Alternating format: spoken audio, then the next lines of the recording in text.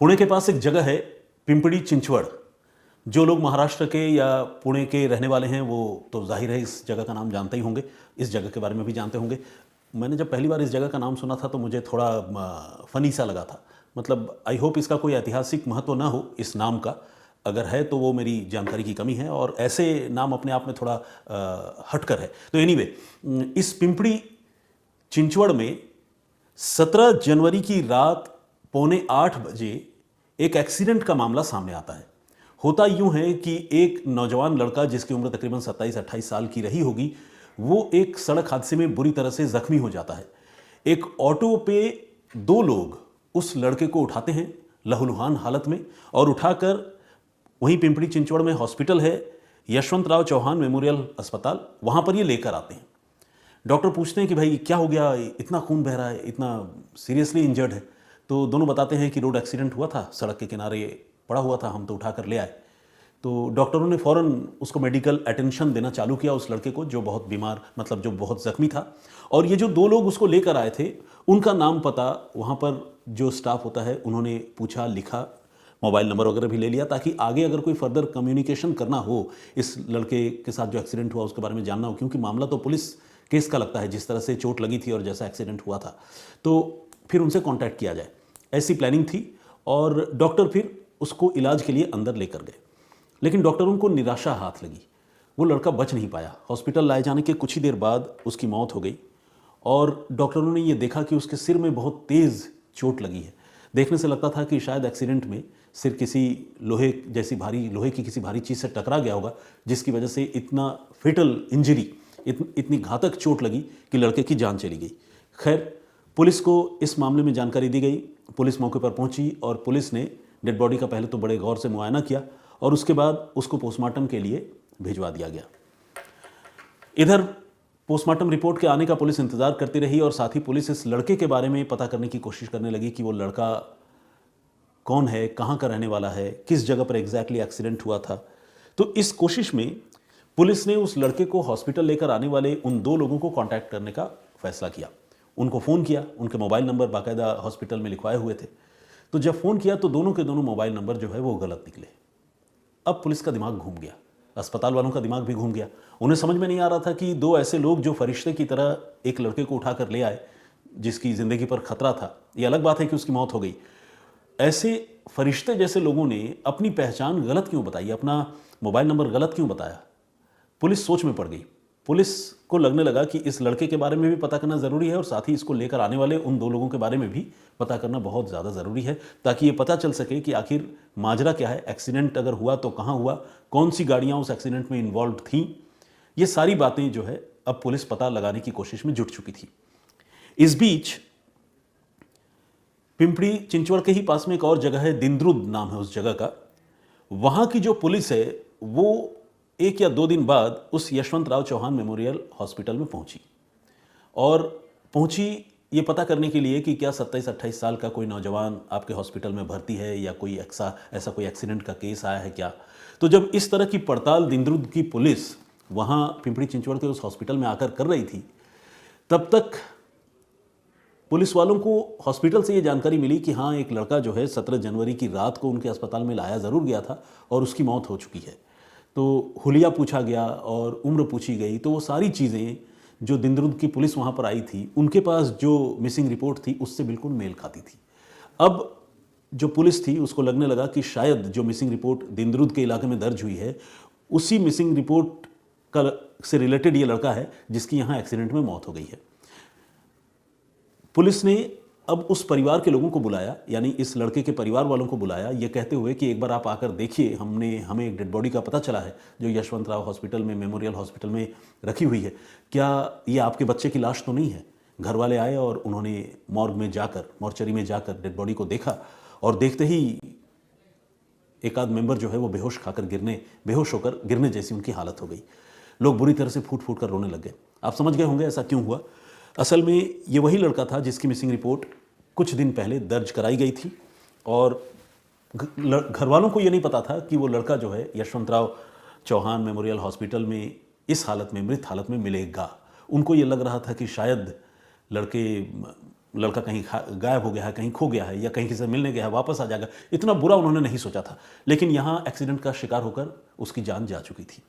तो इस लड़के की पहचान तो क्लियर हो गई। ये भी पता चल गया कि वो जो है पुणे के एक फैक्ट्री में, जो रंजन गांव एक जगह है, वहाँ पर MIDC की एक फैक्ट्री में काम किया करता था और पिछले 2 सालों से वो वहीं पर काम कर रहा था। लेकिन उसका होम टाउन है, या फिर जो उसके रिलेटिव जहाँ पर वो आखिरी दफ़ा था, दिंद्रुद, वहाँ से लेकर ये पिंपरी चिंचवड़ और रंजन गांव के बीच ये अक्सर ट्रैवल किया करता था, आता जाता रहता था, क्योंकि एक जगह वर्क स्टेशन था और बाकी रिलेटिव का घर था। दिंद्रुद में भी आना जाना था, जहाँ से उसके कज़न ने गुमशुदगी की रिपोर्ट लिखाई थी। तो इन सारी जगहों पर वो ट्रैवल करता रहता था। तो इस लड़के की पहचान तो अब क्लियर हो गई, और लड़के का नाम था बालाजी लांडे। तो लड़के की पहचान क्लियर हो गई, ये भी पता चल गया कि एक्सीडेंट में उसकी मौत हो गई। लेकिन एक्सीडेंट हुई कैसे, किस जगह पर हुई, ये अब भी एक राज था। और राज इसलिए और गहरा गया था क्योंकि जो लोग उसको हॉस्पिटल लेकर आए थे उनकी पहचान क्लियर नहीं थी। अब पुलिस ने इस मामले की तफ्तीश आगे बढ़ाने का फैसला किया और तय किया कि वो CCTV फुटेज से इस मामले को सुलझाने की कोशिश करेगी। पुलिस ने सबसे पहले हॉस्पिटल के CCTV फुटेज एग्जामिन किए, लेकिन हॉस्पिटल के CCTV फुटेज में उस लड़के को हॉस्पिटल लेकर आने वाले दोनों लोगों के जो चेहरे थे वो साफ साफ नज़र नहीं आ रहे थे। बहुत ही ब्लर्ड फुटेज था और कुछ एंगल ऐसे थे कि तस्वीरें चेहरों की बहुत साफ कैप्चर नहीं हुई थी। तो पुलिस को वहाँ निराशा हाथ लगी। लेकिन हॉस्पिटल प्रेमाइसिस में जो बिल्डिंग के बाहर जो कैमरे लगे हुए थे, पुलिस ने उन कैमरों को अब स्कैन करना शुरू किया, देखना शुरू किया। और इस कोशिश में पुलिस को, चूंकि टाइमिंग एग्जैक्ट पुलिस को पता थी, 17 जनवरी की रात तकरीबन 7:45 बजे की बात थी, तो पुलिस को ज़्यादा फुटेज को ढूंढने में मुश्किल नहीं हुई। फुटेज में पुलिस ने देखा कि एक ऑटो में वाकई 2 लोग इसको लेकर आए थे, जैसे कि कहानी हॉस्पिटल वालों ने पुलिस को बताई थी। लेकिन ऑटो को जब पुलिस ने बहुत जूम करके देखा कि भाई ऑटो के नंबर से ही पता कर लें, तो पुलिस ने देखा कि ऑटो में तो नंबर ही नहीं है, बिल्कुल नंबर प्लेट बिल्कुल वाइट है ऑटो रिक्शा का। अब पुलिस को लगने लगा भाई कि बहुत गहरी साजिश है। एक तो पहचान नहीं बताना, मोबाइल नंबर गलत बताना, पहचान गलत बताना, ऊपर से ऑटो रिक्शा में नंबर प्लेट ना होना, ये सब किसी बड़ी साजिश की तरफ इशारा कर रही थी। लेकिन पुलिस ने इसी के साथ ये भी देखा कि नंबर प्लेट वाइट तो है, लेकिन ऑटो जो है बिल्कुल ब्रांड न्यू है, चमचमाता हुआ ऑटो, जिससे लगता है कि 1-2 दिन पहले ही शोरूम से निकाला गया हो। तो ये पुलिस के लिए एक लीड थी, क्योंकि इतना ब्रांड न्यू ऑटो जो है उसमें अगर एक लड़के को लेकर आया गया था, तो इस तरह के ब्रांड न्यू ऑटो को ढूंढना शहर में कोई बहुत मुश्किल काम नहीं होना था, क्योंकि पुलिस शोरूम में भी चली जाती, पता कर लेती कि भाई कितने ऑटो आपने हाल के दिनों में बेचे हैं, कब कब बेचे हैं। पुलिस अब स्कैनिंग करने के लिए पूरी तरह से तैयार हो चुकी थी। लेकिन पुलिस ने सोचा पहले CCTV फुटेज से ही ट्रेल करके देखते हैं कि अगर पता चल जाए कि ये ऑटो कहाँ से इनिशिएट हुई थी, कहाँ से चलकर यहाँ तक पहुँची थी, कहाँ से ऑटो को ड्राइव करके लोग लेकर आए थे। तो पुलिस ने जब इस ऑटो को मोबाइल फ़ोन के जरिए, माफ़ कीजिएगा, CCTV फुटेज के जरिए जब पुलिस ने ट्रैक करना शुरू किया, तो एक एक करके चलते हुए उस ऑटो के फुटेज को ट्रैक करती हुई पुलिस पहुंची एक पर्टिकुलर लोकेलिटी में, जिस लोकेलिटी का नाम है चिकाली। चिकाली के गुरुकुल एरिया में, पिंपरी चिंचवड़ की या पुणे की जो भी कह ले, वहाँ की पुलिस पहुंची। और पहुंचने के बाद गुरुकुल एरिया के एक बिल्डिंग के पास तक पुलिस का लास्ट डेस्टिनेशन था, क्योंकि वहां तक पुलिस ने उस ऑटो को ट्रैवल करके CCTV फुटेज में वहां तक आते हुए देखा था। और ये अपने आप में पुलिस के लिए एक बड़ा ट्रेल था, क्लू था, एविडेंस था। अब पुलिस को उसी गुरुकुल एरिया में ये ऑटो किसके पास है, कौन लेकर आया है, ये पुलिस को पता करनी थी। और पुलिस जब वहाँ पहुँची तो पुलिस ने देखा कि सामने एक बिल्डिंग है। पुलिस उस बिल्डिंग के अंदर गई, और जब बिल्डिंग के अंदर पुलिस जा रही थी इस मामले की तफ्तीश करने के लिए, छानबीन करने के लिए, तो पुलिस के सामने एक बड़ा ही शॉकिंग मंजर था। वो मंजर क्या था? वो था कि बिल्डिंग में जो लिफ्ट लगी हुई थी, उस लिफ्ट के अंदर खून के छींटे थे, ऐसे खून के छींटे जिन्हें पोंछने या साफ करने की कोशिश की गई थी। हालांकि कुछ छींटे ऐसे पड़े हुए थे जो देखने से समझ में आते थे कि ये ब्लड स्टेन है। तो ये देखते ही पुलिस का शक और गहरा हो गया कि हो ना हो वो लड़का जिसको एक्सीडेंट बताकर हॉस्पिटल में लाया गया था, जिसकी मौत हो गई, बालाजी लांडे, उसका इस बिल्डिंग से कोई ना कोई कनेक्शन जरूर है, और बहुत मुमकिन है कि एक्सीडेंट का मामला ना हो बल्कि मर्डर का ही मामला हो। अब तक के सारे सिम्टम्स, या यूं कहें कि अब तक के सारे क्लू इसी बात की तरफ इशारा कर रहे थे। अब पुलिस लिफ्ट से ऊपर पहुंची 3rd फ्लोर में, और उस बिल्डिंग में जो भी मकान बने हुए थे उन मकानों में पुलिस ने जाकर पूछताछ की। इसी कड़ी में पुलिस एक फ्लैट में पहुंची, जिस फ्लैट में एक 16 साल की अकेली लड़की मौजूद थी। पुलिस ने उस लड़की से भी पूछताछ की। अब आप समझ सकते हैं 16 साल की उम्र कोई बहुत ज़्यादा होती नहीं है। पुलिस वाले हैं, इन्वेस्टिगेट कर रहे हैं, पूछताछ कर रहे हैं। तो जब पूछताछ हुई तो पुलिस की तफ्तीश इस फ्लैट में आकर अपने मुकाम तक पहुंची। लड़की ने बताया कि वो जो लड़का है जिसका नाम है बालाजी लांडे, वो उन्हीं का दूर का रिश्तेदार है, रिलेटिव है, और उस लड़के की मौत नॉर्मल नहीं है बल्कि उसकी हत्या की गई है। लड़की अपनी मर्जी से राजी खुशी ये बात नहीं बता रही थी, लेकिन लड़की अब पुलिस वालों को देखकर घबरा गई थी। वो घबराहट के मारे सच बता रही थी। लड़की ने बताया कि उसका ये जो रिलेटिव है वो कामकाज के सिलसिले में, चूंकि यहीं रहता है पिंपरी चिंचवड़ के पास, तो वो अक्सर उनके घर आया जाया करता है और शराब के नशे में धुत होकर आता है। तो ये सिलसिला काफ़ी दिनों से चल रहा था। वो शराब के नशे में आता था और ये जो लड़की जो कहानी सुना रही थी, उसकी माँ के साथ वो अक्सर बदसलूकी किया करता था, उसके साथ एडवांसमेंट की कोशिश किया करता था। उसकी माँ इस चीज़ के लिए कभी राज़ी नहीं होती थी, लेकिन वो लड़का जो है उसके पीछे पड़ा हुआ था महिला के। ऐसे में उसकी माँ ने, यानी इस 16 साल की लड़की की माँ ने यह तय किया कि वो बालाजी लांडे की हत्या करवा देगी।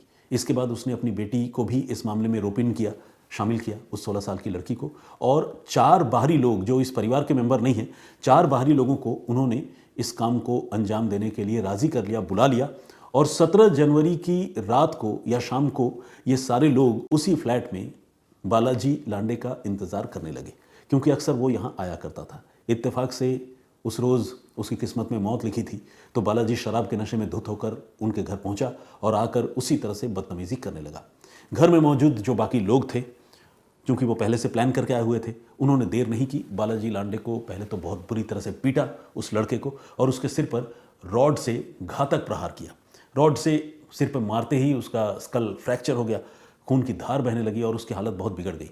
कत्ल तो करना चाहते थे, लेकिन इस तरह कत्ल हो जाएगा ये भी शायद उन्होंने ना सोचा हो। तो फिर उन लोगों ने आनन फानन में ये प्लान किया कि क्यों ना इस मामले को एक्सीडेंट का रूप देने की कोशिश की जाए। और वो जो कातिल हैं, जो नए ऑटो में आए थे, उन लोगों ने, उनमें से 2 लोगों ने इस लड़के को फ्लैट से नीचे लेकर वो गए, लिफ्ट में ही लेकर गए और सीधे ऑटो में बिठाया और पहुंच गए यशवंतराव चौहान मेमोरियल हॉस्पिटल। और वहां जाकर जो एक्सीडेंट वाली कहानी सुनाई, उसके बारे में आप लोग जानते हैं। लेकिन एक्सीडेंट की ये कहानी शुरू में तो बिल्कुल ही ब्लाइंड थी। ब्लाइंड इसलिए थी कि जो शख्स एक्सीडेंट का शिकार हुआ था, न तो उसकी पहचान क्लियर थी और न ही उसे लेकर आने वाले लोगों की पहचान क्लियर हो रही थी, क्योंकि उन लोगों ने अपने नाम, पता और फ़ोन नंबर, यही सारी चीज़ें गलत बताई थी। तो ऐसे में पुलिस के लिए इस केस को क्रैक करना एक चुनौती तो ज़रूर थी, लेकिन पुलिस ने सीसीटीवी फुटेज के ज़रिए इस मामले को क्रैक किया और सीसीटीवी फुटेज के ज़रिए एक ब्रांड न्यू ऑटो को ट्रैक करती हुई पुलिस उसी चिकाली या चिकाला जो एरिया मैंने आप लोगों को बताया, उस एरिया के गुरुकुल कॉलोनी में पहुंची और वहां पर जाकर ये जो गुनहगार हैं इनके बारे में पुलिस ने पता लगा लिया। अब इसके बाद पुलिस ने उन 2 लोगों को तो गिरफ्तार कर लिया है। अभी जब मैं आप लोगों के सामने ये कहानी लेकर आ रहा हूँ, अब तक की लेटेस्ट जानकारी ये है कि उन 2 लोगों को पुलिस ने गिरफ्तार कर लिया है, लेकिन वो जो लेडी है जिसने ये पूरी मर्डर कॉन्स्पिरेसी रची थी, उसको अभी तक पुलिस गिरफ्तार नहीं कर पाई है। साथ ही इस मामले के जो बाकी आरोपी हैं उन तक भी पुलिस अभी नहीं पहुँच पाई है। तो ये थी आज की पूरी कहानी।